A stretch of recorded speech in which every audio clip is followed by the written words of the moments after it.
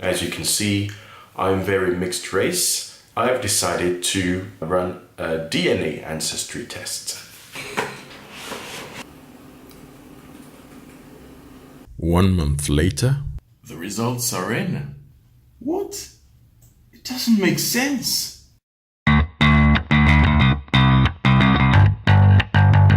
Hello, food adventurers. Today, I'm going to be making a special video.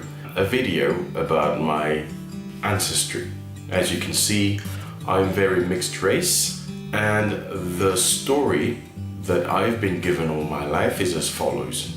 My father is a mixture of Chinese and African, and my mother is a mixture of French and African.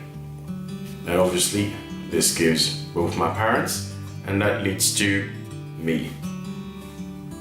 For some complicated family reasons that I can't really explain here, my mother has totally lost contact with her father when she was about 3 years old.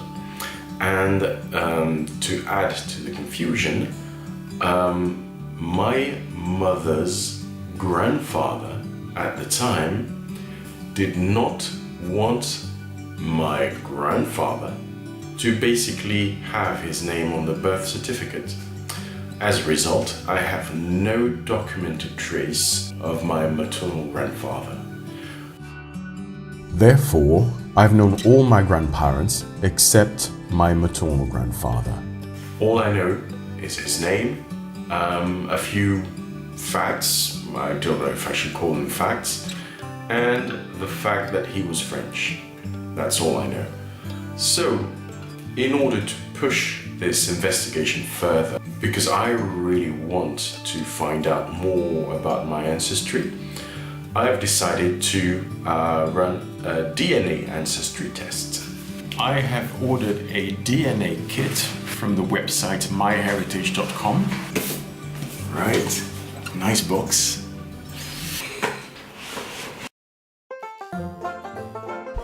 I follow the procedure. I take 2 DNA samples that I place in vials. I slip the vials into an envelope and I sent them to myheritage.com. My samples are ready. I'll see you in 3 to 4 weeks for the results. 1 month later, the results are in. What? It doesn't make sense. So, the discovery of my heritage happened 19 days ago, and I've needed a bit of time to process it and to make sense of it. But I'm going to show you the results now, and it's going to be very interesting. So, myheritage.com gives me the following breakdown of my genetic ancestry contribution. I am 46.8% Black African, and within that there's about 30% of genes from the generic Central to Western Africa region, 15.6% from the Kenyan area. So this one is very interesting. My grandmother on my mother's side comes from an ethnic group whose ancestral legends place their origins in the Kenya region. And with this ancestry test, it would actually demonstrate that this legend is true. This is amazing. It's archaeological findings through the analysis of DNA. So, on top of that, there's about 1.2% from Central Africa in general. No surprise there. I have 24% of Asian genes, and the breakdown of that is 20.5% Chinese and Vietnamese, and 3.5% Central Asian, Kazakhstan, this sort of area of the world. Now, the real surprise is, I thought that I had about 25% of European ancestry. And here, the test shows that I have only got 6.2% of European genes. The breakdown of that is 4.9% Scandinavian. This explains my affinity with Scandinavia.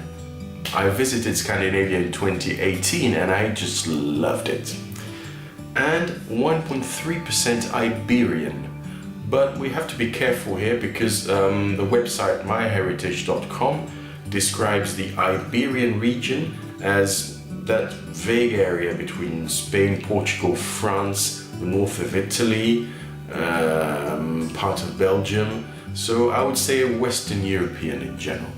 And now, the big surprise. Drum rolls, please.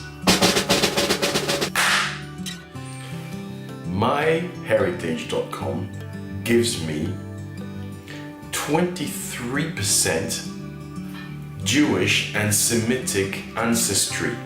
I have 12.8% Sephardic Jewish genes. The Sephardic Jews are the Jews who are traditionally from the north of Africa. Many of them actually moved to France over the years, over the centuries. And 10.2% generic Middle Eastern genes. But that could also be part of the Jewish part.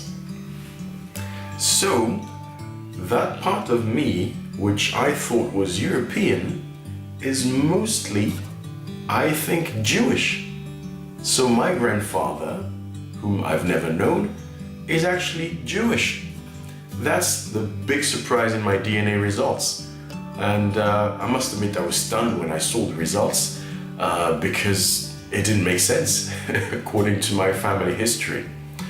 So this gives me a lead on how to find a trace of my grandfather, because the Jewish community tend to have good records of their genealogy, and that could be a start for me to look in those archives and to find a trace. On top of it, ever since I've had my DNA analyzed, I've had DNA matches with people all over the world, including in the USA. I have found a lot of cousins in the USA. I've actually started discussing with them to try and find how our family trees actually collide and who this common ancestor of ours could be, so that I can maybe find a trace of my grandfather. So that's the big surprise. That's the massive, huge surprise. All my life, I thought I was about 25% European, and I find that I'm only 6.2% European and 23% Jewish. So now, comparing what I thought with what I found out, you can see here that the European component of my assumed ancestry so far has been replaced totally with a mixture of Semitic and European, which means that I am about 25% Jewish. This is only the beginning, as you can imagine. There's a lot more to do with that. It will probably take me years to find anything concrete, if I ever find it. But in the meantime, thank you for watching, and I'll see you next time for more food adventures or more life adventures.